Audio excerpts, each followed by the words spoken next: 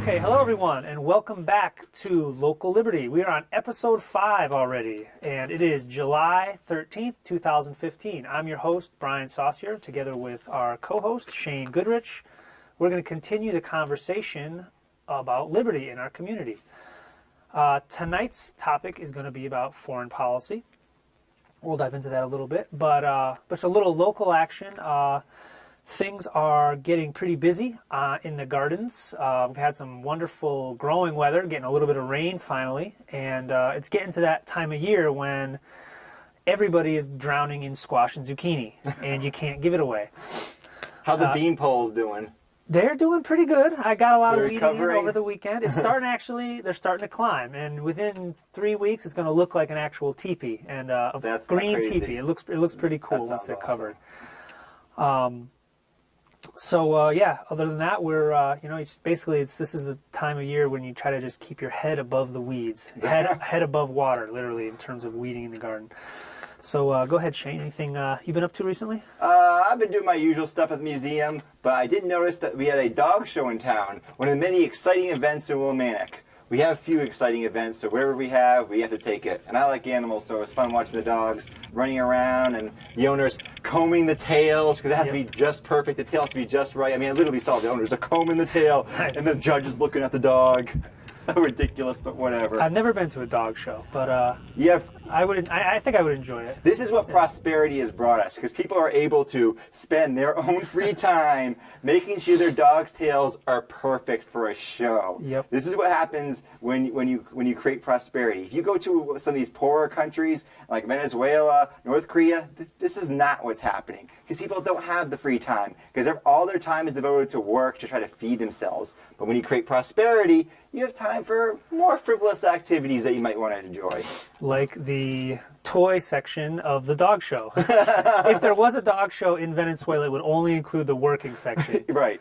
Which would probably be more to my liking anyway. Okay, so let's dive into our topic for tonight. This is sort of a follow-on from last week. We got to speak with our first guest, Nick Saucier, my younger brother, and talk about his firsthand experience living our foreign policy. He is a veteran of the Afghanistan war. And of course, we talk about foreign policy. It has multiple facets, but really the one we're going to discuss tonight is war, because that is, by and large, the entirety of our foreign policy. So let's dive into this. The first thing is just to kind of have an understanding of how do nations exist. The United States and Canada, the United States and Mexico, Mexico and Guatemala, or whatever country borders them in Central America, or even countries that don't share a border. They all exist, conceptually, they exist as peers to one another. And another way of saying that, they exist in a state of anarchy, meaning there is no, and the word anarchy is meaning no rulers, not being a synonym for chaos, which is the standard sort of hijack definition. So states live within a state of anarchy with respect to each other, meaning there's no common ruler above them. You could talk about the UN, but it's really in the grand scheme of things, it's a non-player in terms of... It's pretty weak. It's weak. And, though it does seem to be getting stronger as the years go by, but I'm not sure where that actually is headed, because people don't like the idea, especially the United States. They don't like the idea of somebody else telling us what to do.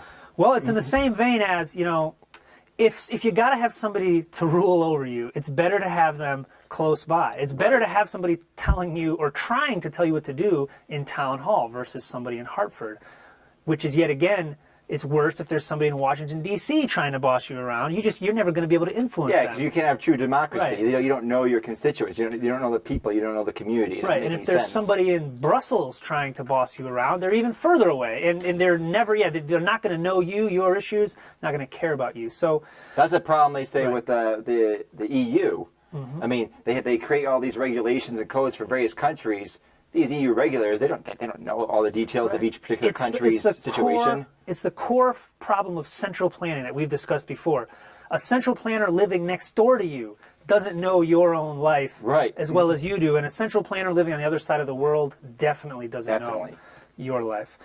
So what that means is all these nation states that are essentially peers with one another, they have a few basic options for how they can interact, and it's similar to how people can interact, individuals. In that, you can trade with someone, you can voluntarily interact with them, or you can coercively interact with them.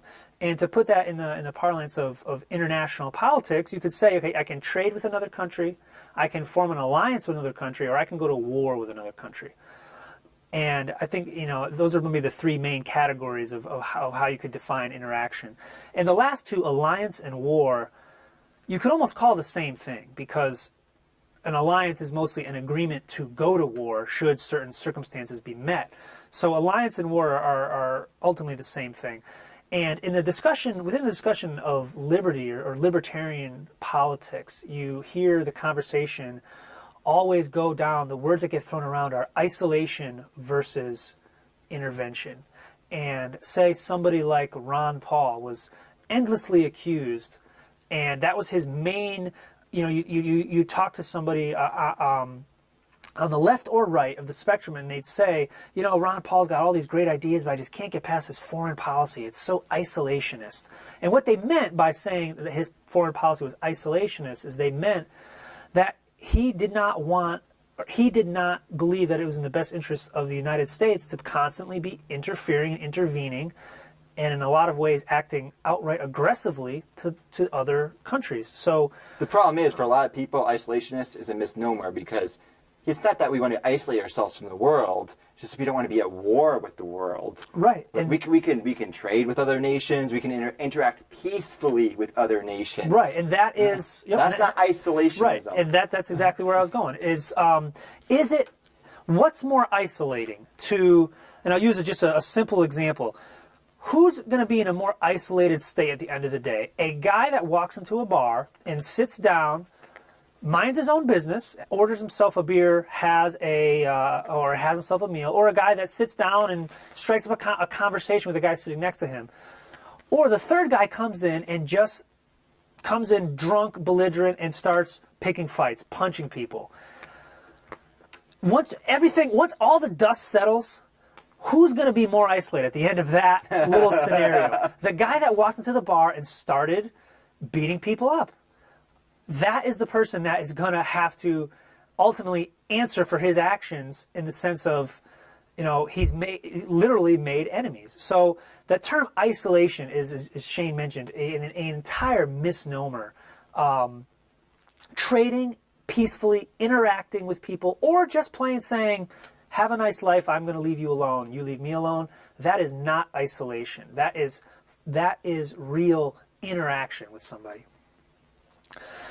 So what we're going to do is we are going to start a list for you. What you're going to see starting to scroll on the screen is an interesting statistic that in the roughly 200 plus years that the United States has existed, we have been at war roughly 93% of those years. Since our founding in 1776, there has been some country, or not even that country, there's been some group, some entity, and this is foreign wars. We have been at war with some foreign entity 93% of the years. Or occasionally with ourselves. Right, that doesn't even count that. It doesn't even count that? That's totally ignoring domestic warfare. That's foreign enemies. Now, of course, the definition of foreign has changed over time as our borders have changed, but the concept of the United States, starting with the original 13 colonies in 1776, has been at war almost its entire time. And that's the list you're going to see scrolling across the screen. And we were at war before that. That's right. Ever since they landed on Plymouth Rock, ever since they landed in Virginia in 1607, we've been at war even then. So just a long history of warfare that has been embroiled before we were an actual nation and when we became an actual nation. Mm-hmm. And I mean, but I just want to point out, at the very early stages, take, for example, places like in Connecticut, there was clearly some very early conflict, but there was also peaceful interaction, and there was real trade and peaceful acquisition of land and property did occur early on. For many years, wampum was a medium of exchange in the New England colonies. So our trade with the Indians, the native peoples, was very peaceful until King Philip's War. There were other wars like the Pequot War, and there was a few other conflicts with the native tribes. Mm-hmm. But relatively speaking, in the North, we had peaceful relations for many years until 1665 or so, when King Philip's War erupted. In Virginia, they had problems almost immediately with the natives for whatever reasons. Different people founded Virginia than those that came to Plymouth Rock. They had different belief systems, and the people in Virginia, they almost immediately just started warring with everyone around them, and it was perpetual, and it just went on and on. But as you said, in the North, in New England, this was not the case. I mean, it's so crazy to think. They had wampum as a medium of currency, a medium of exchange. People did that. They adopted the natives' way of having a currency. It's unbelievable to consider this. And this is sort of a tangent, but that speaks to the question about, the conversation sometimes always boils down to, well, we stole everything from Native Americans, so we should all leave, et cetera. And it's not true. At very early stages, particularly, as you said, in New England, there was a lot of peaceful acquisition of property between Native Americans and the colonists. It was a regular occurrence in the early New England towns to see a group of natives walk in to trade peacefully. It was a normal thing. People learn native languages. This was a common occurrence, and then things broke down with King Philip's War, and everything went to hell. And I think part of partial explanation for why that happened early on was one, people were just believe have a natural tendency towards peace when they're left alone, but also the colonists were too weak to pick fights. They had to establish alliances. So when the Pilgrims came on the Mayflower, they were alone. They were 150 or so people. What are we going to do? We're surrounded by potentially hostile tribes, so they formed alliances with other tribes. Now, early on, we can debate some of the morality of these alliances, but after this initial stage, relations became normalized, and for decades, things weren't so bad with the native people. This was not like this in Virginia, though. In Virginia, it was much different. We came in and we conquered, and it was brutal, but it's different for the northern colonies. Mm-hmm. Okay, so let's move back into a little bit of review from what, if anybody watched the episode or segment 6 of the Essentials of Liberty series, where we talked about the state. We very briefly discussed war, which you can check out on our YouTube channel, Local Liberty. Keyword Local Liberty. Thank you. You can all the Essentials of Liberty series are there. Yes, you can. Thank you. So basically. Didn't write who this quote is from, but I forget the name. War is the health of the state. You may have heard that quote before. I think that is a very simple and very true concept. That war is where the state finds its fullest potential, and its greatest strength ultimately comes from war. And when I say the state, I'm not talking about Connecticut. I'm talking about the concept of government. So you can extend that a little bit further and say that the state, at the end of the day, the state is war. And we have examples of this domestically. I mean, we use the name, the war on drugs, the war on poverty, the war on whatever the case may be. It's a war. And it's a resource war, ultimately, between productive and parasitic classes of people. I find it interesting that phraseology was used, the war on drugs, the war on poverty, because I think nowadays, using war in that kind of sense would be more frowned upon. But people were more accepting of the concept. Oh, yeah, war, that's a good thing. People coming out, the baby boomers coming out of World War II, like, oh, that's a justified war, and war can be a good thing. I think that there's a little bit of a change in the zeitgeist in the use of the word war. Because it seems strange that I can't imagine we're going to have a war on this, and politicians being down that phrase, war. Yep. You may be right in terms of the popular culture use of the terminology, but at the end of the day, if you compare, let's say go back 50, 60 years and compare the actions we take as a country, it's the same, if not worse. So it's our actions. Oh, I agree. Yeah, the government is just as bad, if not worse. Yep. domestically and internationally.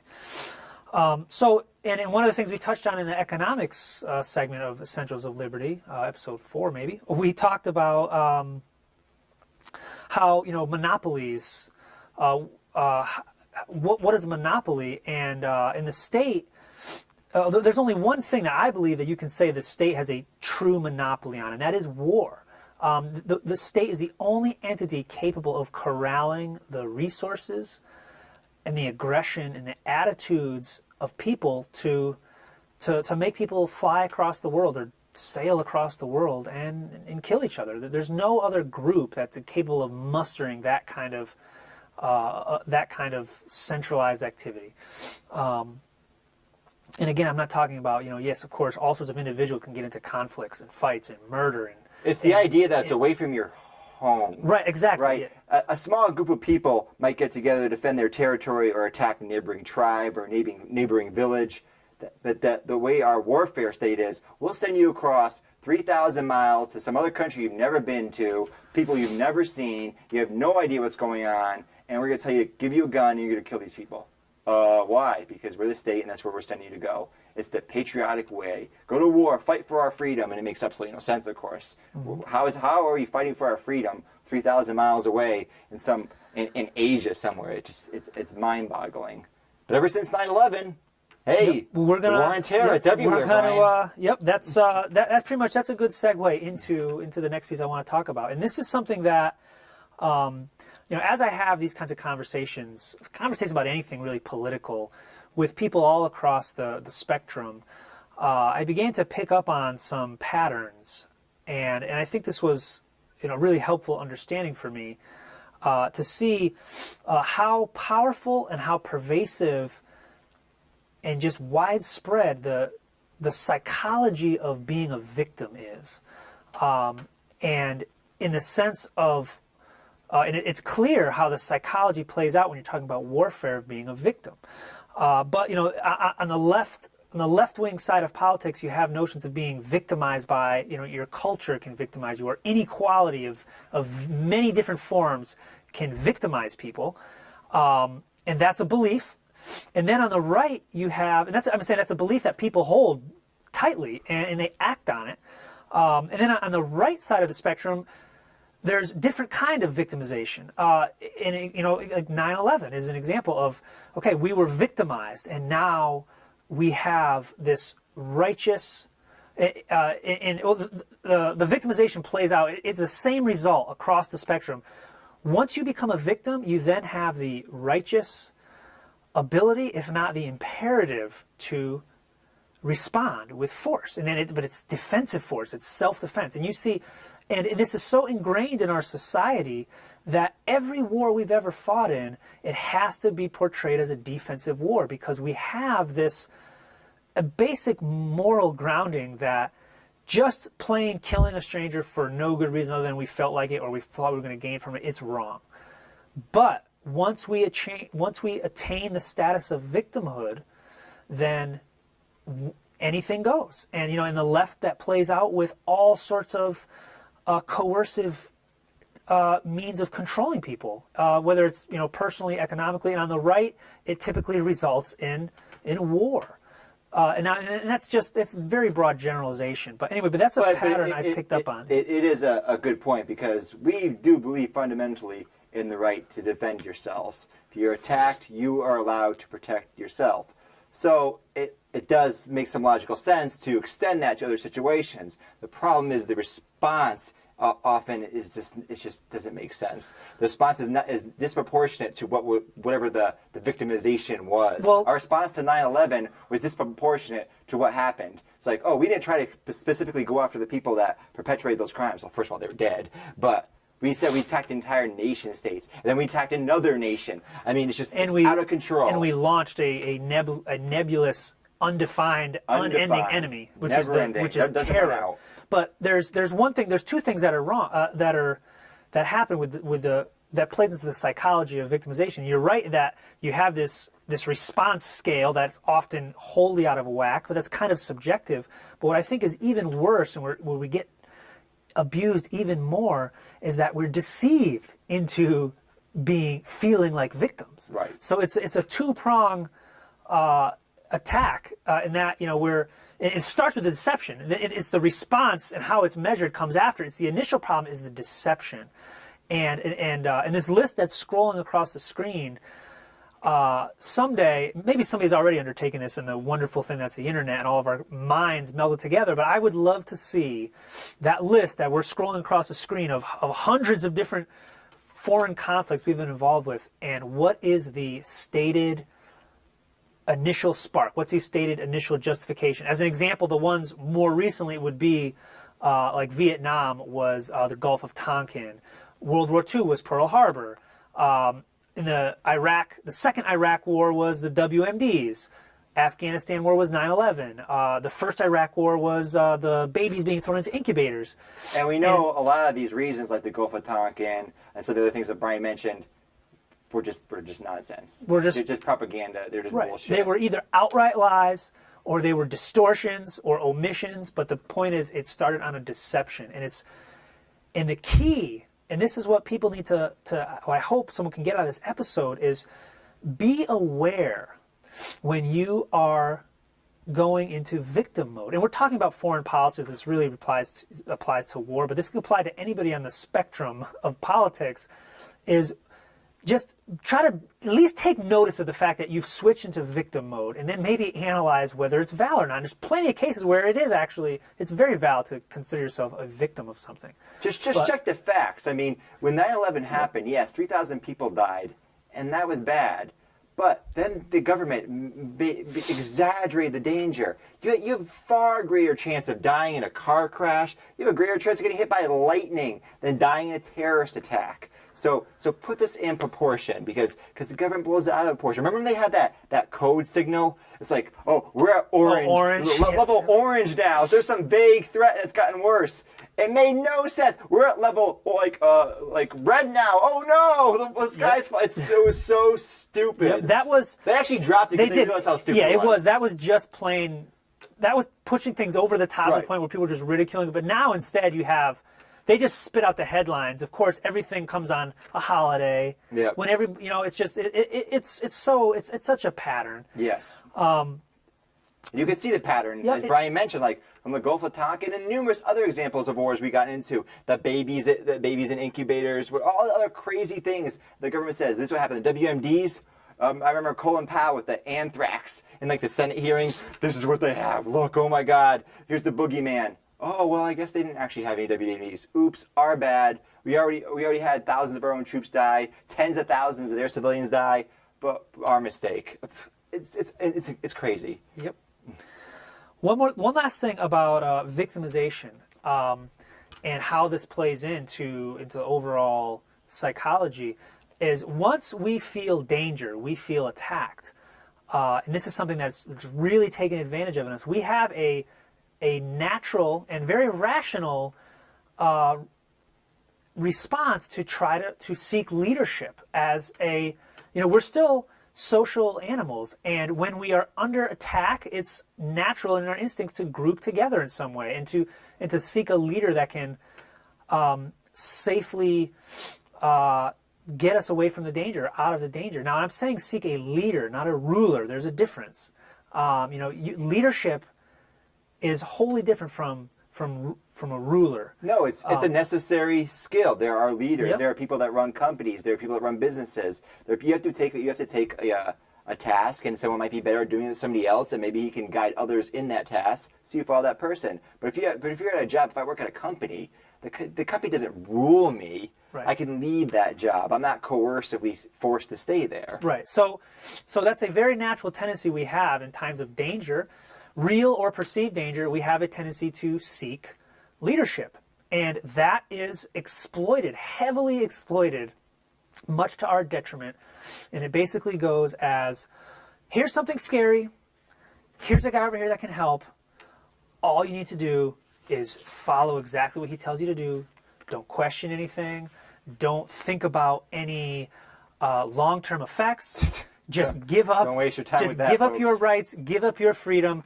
this guy will take care of Just you. sign this paper. This fine Patriot Act right here. Sign right on the dotted line. You're good to go. We'll take care of you. No problem. Bingo. And that's how it goes. So the escaping this cycle is the first. It's awareness. It's understanding how we are manipulated, and it starts with, again, telling us we're victims, telling us that we have the right or we should defend ourselves, and then telling us, oh, here's exactly the guy that can tell you what to do. That's the pattern. That's been exploited since the government came into being thousands and thousands and thousands of years ago. That pattern has been played out over and over and over again. And it's in our knowledge and our understanding is what's going to get us out of that cycle. So we've kind of talked about the what, the what of all this, and then we get into the why. Why go through all this trouble? Why not just why not governments just? Maybe it'd be easier just to be peace. Well, we've already talked a little bit about the why, but we'll expand on it a little bit more. But going into Orwell's 1984, which I love that meme. It's one of those things that's funny, but in a sad sort of way. That meme about, it said, Orwell's 1984 was meant to be a warning, not an instruction manual.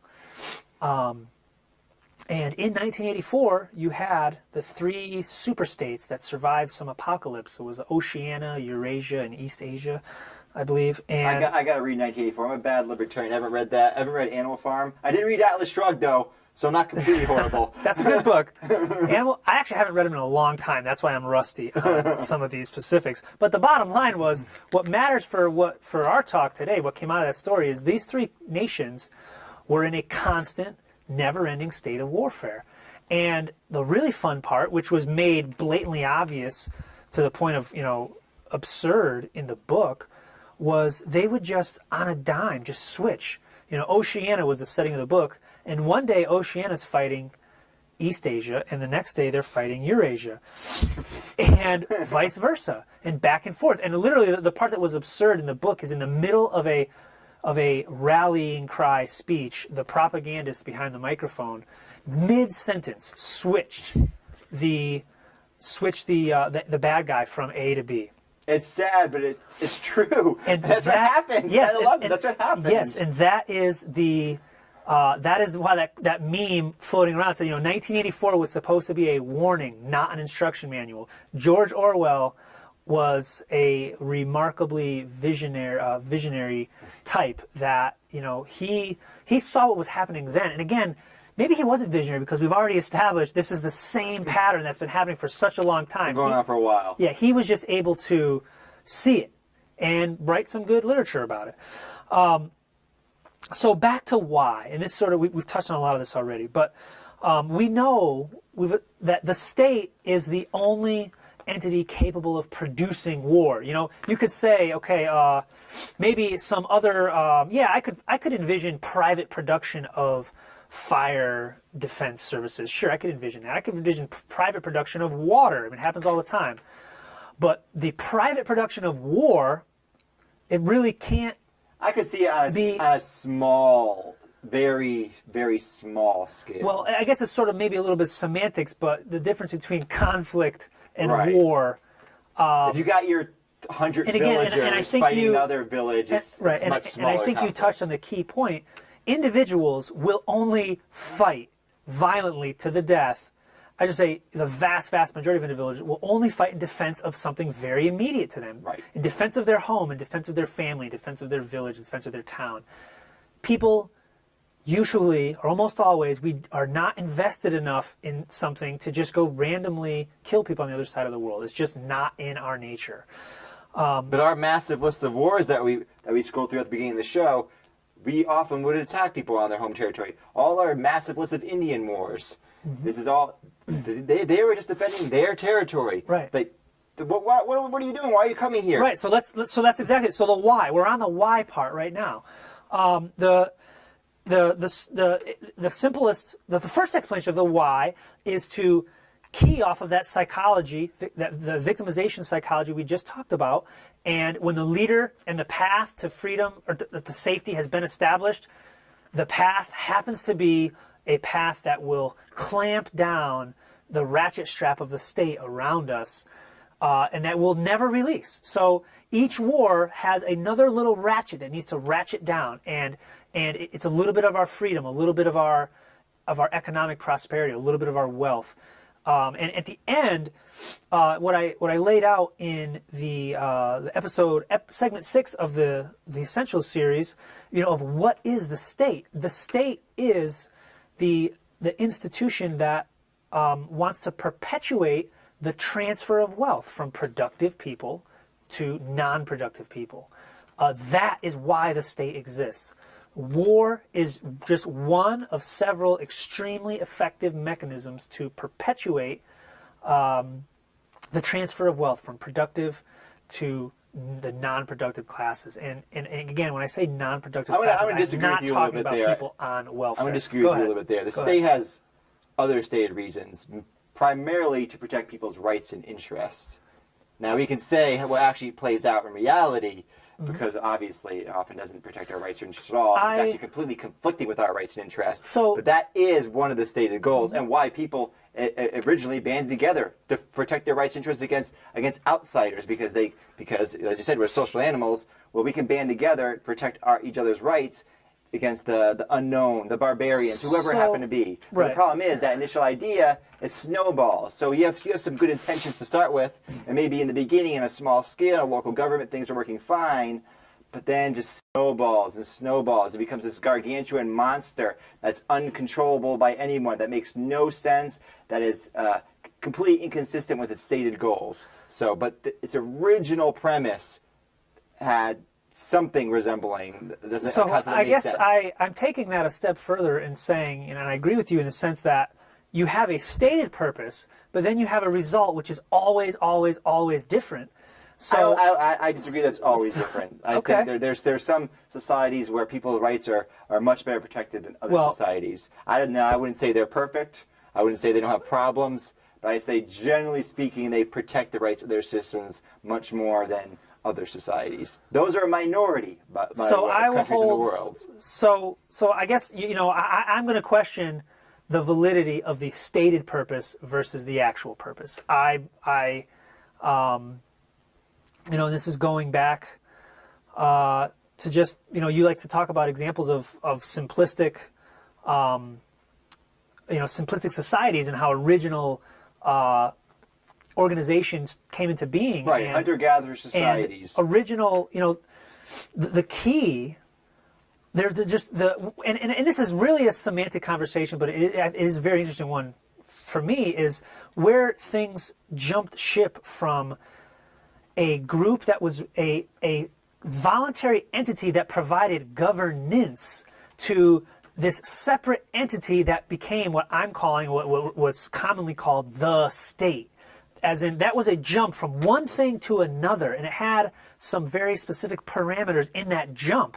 Like, it is no longer, your association is no longer voluntary. You cannot leave the state.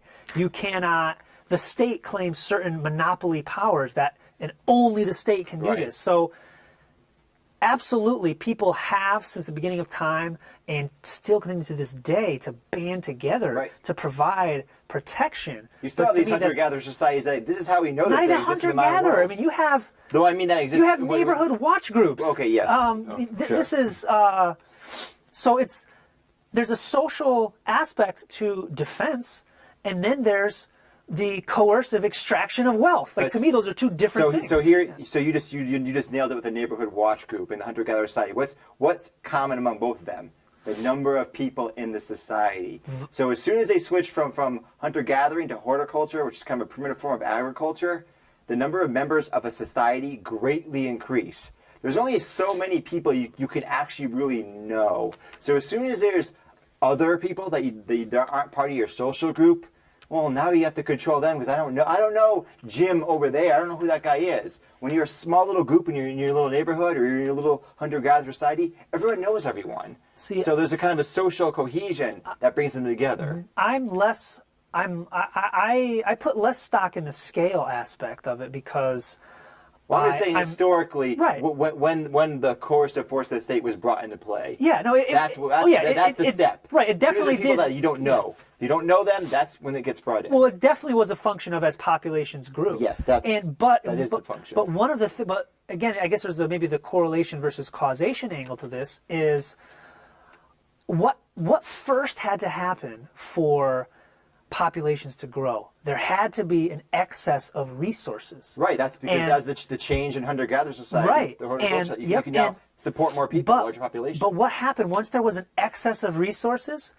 Then there became people that wanted to extract. Like once there was extra food on the table, somebody said, should I grow my own food or should I take that guy's food and not take enough to kill him, but I'm going to take enough of his food to keep him alive so he can grow more food for me next year. That was the beginning of the state. Was I think it all sort of coalesced around the economic aspect of there being enough resources for somebody to steal. Because at first, when there was only so much resources, you just took some resources and killed a guy. And then you got to go on and kill the next guy and the next guy. But once it became that you could take from somebody and they're still alive and you can take from them next year, that to me was the origins of the state. Well, to me, the origin of the state is when you don't know the person you're taking from. Okay. It's hard to take from somebody when you all live in a group and you all know each other because you know that person. It's just like they say, if you're ever caught by some like crazy guy that wants to kill you, start telling them about your personal life. Start telling them about your family. Because it's easy to victimize somebody that you don't know because they're just an object. They're irrelevant. But as soon as you know them, now you feel empathy and sympathy for them because they're a real human being. So as soon as these societies have become large and you don't know everyone in the society, it's like, well, it's easy if I could take from that guy's farm who's, 10 miles that way. I never even get to see him. So I think there's definitely some truth to what you're saying, but the reason why I can't accept that, can't latch onto that, is because if that's true, then it spells absolute doom for us in our modern world of 7 billion people. And doom in terms of achieving peace, because clearly, heck, I only know a small fraction of the people that live in this town. But here's the thing. Now with modern society, you can see the results. We can see the war. It was really easy before to send people off to war, and it was all great. Everything was wonderful. All the propaganda, we're winning, no casualties, we're not hurting civilians. Now we have cameras. Now we have modern technology that can broadcast this, and it serves the same function. Some people say that that it kind of removes ourselves from other people, that it creates a distance. But I think there's evidence to show that when we see these pictures of people being victimized, in Afghanistan, villages ruined, in Iraq, pictures of homes decimated, innocent civilians killed, we empathize with that and we go, wait, this is wrong. This doesn't make sense. So I'm glad you brought that up because that's actually a great segue into... Though it does make me think, now that you say that, it's a great example. Before we had modern technology, was there a gap where it would be difficult to empathize with people, and society was so big? That's a whole. I got to think about this now. We are a little off topic, but I'm glad you brought that because that's going to be a good segue to something where I'm going next. Okay, so let's keep on flying here. So we already talked about this a little bit. So let's real quick, Shane. We don't have a ton of time left, but we've got this huge list that's been scrolling across the screen, and we're not sure when it's actually finished, but I'm sure. I'm hoping it's finished by now. Well, it depends on how fast I make it scroll. So anything on there that you want to call out of particular interest? Because there's all sorts of obscure wars in here that's very interesting. We're going to post this link as well. Right. There's the constant Indian wars. This is one thing you'll see. The First Seminole War, the Chickamauga Wars. We were at war with the native peoples for as long as we existed. We talked about earlier in the show how in New England we actually weren't at perpetual war with them, but for most of our existence in the South, we were just constantly taking other people's lands. But then there's some really obscure wars in here. I want to get one of the ones, where was it? The Banana Wars. Our involvement in the Caribbean. I didn't even know what this is. Covert war in Guatemala. Vietnam War, conflict in Haiti. What else we got here? The Philippine-American Wars. First Gulf War. The Cold War. Ooh, that was a great boogeyman. The government must have been really pissed off when that died. Right, that tied in basically to the whole communism Russia angle. Yes. But now, like you said, they're bringing it back. The first Barbary War. So we battled some pirates. Man, that may actually be legitimate. They were attacking our shipping. The Yellowstone Expedition Anti-Piracy War. I am confused by have to look this. that one I have up. to look that one. A Yellowstone Expedition Anti-Piracy War. I mean, this list, we scrolled at the very beginning of the show. It's just astonishing. Some of these wars, of course, you'll know about. The American Revolutionary War, which during the American Revolutionary War, we weren't just fighting the British for our freedom. We also decided to massacre some Indians. So we went up in and decimated a number of Six Nation villages under Washington's orders. It's like, oh, well, while the British are active over here, why don't we send our forces that are there to go wipe out some innocent children? It's great. So the endless list of Indian wars, it's just this constant. The Seminole Wars, Texas Indian Wars. They do list the American Civil War on here. So that was, because you said foreign, I guess you could say foreign, the Confederacy is a foreign power at that point. Yeah, that's a sort of a gray area, yeah. Cherokee Indian War, the Black Hawk War, the Sac and Fox Indian War. I mean, folks, I've read about a lot of these Indian wars. There's just so many. The Comanche conflict, which lasted for decades in Texas, the Cheyenne War. U.S. forces invade Mexico. We went, hey, Mexico, you got a lot of land? Now we have it. Bam, Mexico was a gigantic nation, and we just took half of it from them. Hey, we could do it. We tried to do the same thing with Canada during the War of 1812, which was not popularly supported in the Northeast. The Northeast has always been less war-friendly, just historically. Merchants. Right. Exactly, because it would affect, right, exactly. It's going to affect our business. Trade leads to peace. Exactly.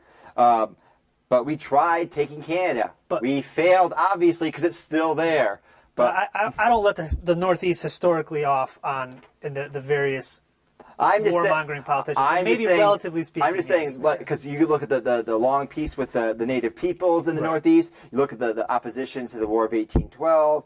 Right now, the biggest block of anti-war sentiment is probably on the West Coast and in the Northeast. That's probably where you get a lot of the anti-war protests. Well, they've been quiet since 2008. Right. Well, they need to get their beaks flapping again. Right, which I think speaks a little bit to the depth of the principles of some of the anti-war folks, that once a Democrat, particularly a very charismatic one, came into the presidency, anti-war left got way quiet. Yeah, we can just bomb them with remote controlled missiles. Exactly. So there was some principal gaps in there. But we should. That's better though than sending our troops over and killing our own people. Though we still shouldn't be killing their people either. Right. So yep. So that's So before I don't want to run out of time, so let's move on to the next graphic that we're going to put up on the screen for you. Just a real quick one. This is a little pie chart of how the U.S.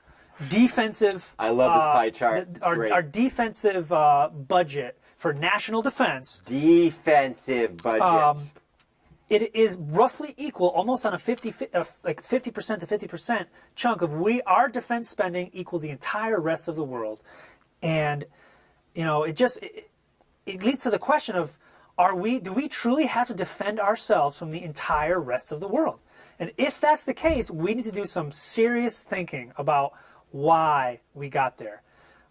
There was a time or how we got there. During Great Britain's when it controlled the great empire, they had this military policy in place. They had the greatest navy in the world. And their policy was, at all times, we need to maintain a military force, and they were talking specifically a naval force mostly, that can take on at least two other of the major powers at once. So Spain and France, for example, decided to team up, like during some of the Napoleonic Wars, and attack Great Britain. We can fight off two other world powers. We now have a situation where we can fight off the rest of the world. Not two other nations, every other nation.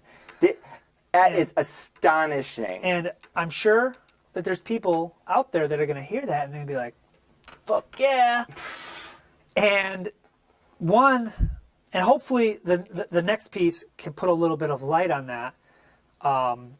But, you've got to ask yourself, where does this go? What's the end game here? But we can defend it. We could defend ourselves against even a large coalition of other forces with a significantly smaller government if we were just focused on defending defense. It's a defense budget, but it's not a defense budget. Let me correct myself. Let's not use that terminology, defense budget, because that's just nonsense. It is a war budget. It is a war of aggression budget. It is not a defense budget. That's just a joke. It doesn't make any sense. It is we go and we attack people. No one is coming over to the mainland U.S. No one's attacking Hawaii. No one's attacking Alaska. No one's attacking the U.S. because it would be utter suicide and just be crazy. And we have our own allies that could actually help if that actually occurred. But that's just nonsense. It is a budget for war. It is a war budget, not a defense budget. That is correct. Yep. So, okay, we'll move on to our closing piece here. I want to talk about a person that was a guest in our local community last year, I believe it was. And I should have got the link to get exactly what she was here for. We'll try to put it up in the YouTube clip. I'm speaking about Madeleine Albright, who was the Secretary of State, 1990-91 period. Under Clinton, right? Under Bill Clinton, yep. In the first Iraq War.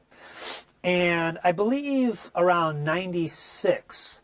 well, what happened after the Iraq War was the first Iraq War was a whole bunch of extremely brutal sanctions and economic embargoes, which are an act of war. When you basically coercively tell a country who they can and cannot trade with, that, as you'll see in this clip that we're going to show you, it can be just as deadly as dropping bombs on people. It doesn't hurt the rulers. It hurts the population. It hurts the citizens. Yep. So we're going to play this quick clip for you. We have heard that 500,000 children have died. I mean, that's more children than died in Hiroshima. And you know, is the price worth it? I think this is a very hard choice, but we think the price is worth it.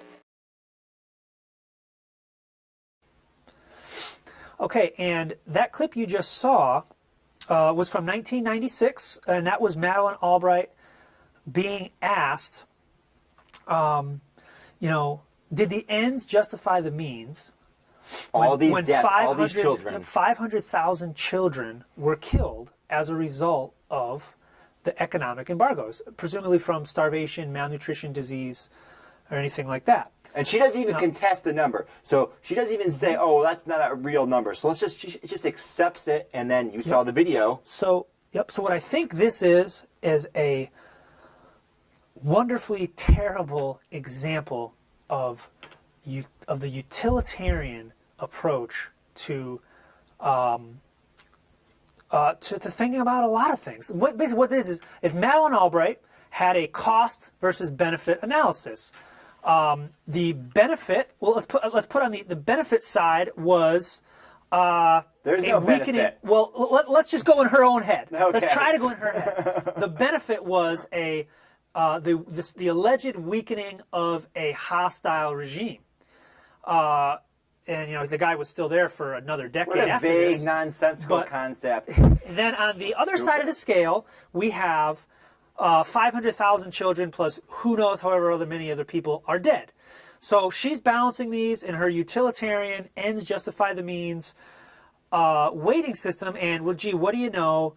The deaths not so bad, and the vaguely destabilizing. Right, and we've destabilized an enemy, and we've defended ourselves. That's the good. So where are we going with all this? War, in particular, of a lot of other things, and this can apply to the whole conversation about liberty. The first thing you need to think about, and maybe the only thing at the end of the day, is the morality. Is human rights, is humanity, is individualism.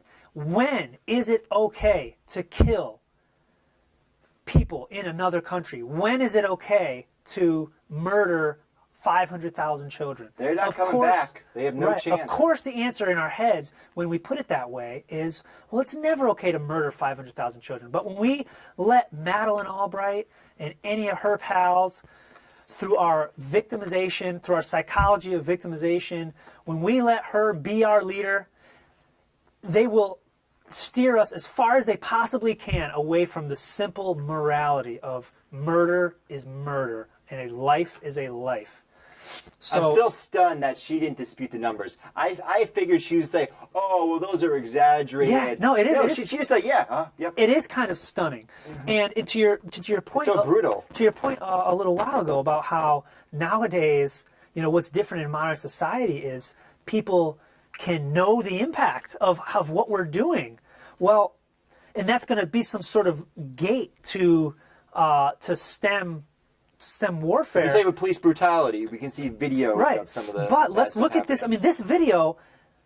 This was on CNN or C-SPAN in 1996, and this was, on YouTube for millions of views since then in the last 10 years. The ends. We've all accepted her. We've all accepted her justification. We've accepted her Some people have utilitarian accepted. We're not angle. accepting it here. As a population as a whole, it's been accepted. We have not, totally repudiated her actions. Maybe. And- I think a lot of people are just ignorant and don't really, and not following things closely. well, there's enough. plenty of people that are ignorant. There's plenty. Right, you're right. But I mean, Oh, you're right. There are plenty of people that are actively this is an supporting the war, illustrated and they know example. it. And they know it. And my point is, and this is going to be the takeaway. We have to make sure that when you talk about something like war, your foundation has to be on the individual morality of what you're doing, of it's murder. And when you have murder on a massive scale, it doesn't become justified simply because the state has told us it is. Genocide is never So, justified. yes, we are definitely out of time. Thank you guys for listening. Check us out on YouTube, Facebook, localliberty.org, keyword local liberty, like, comment, subscribe, and share. localliberty.ct@gmail.com. gmail.com. Oh, I got it. Oh, yeah, you like that. You got it. We will see you guys next week at the same time. Thanks again for listening. I'm Brian Saucier, and this is Shane Goodrich. Have a good night.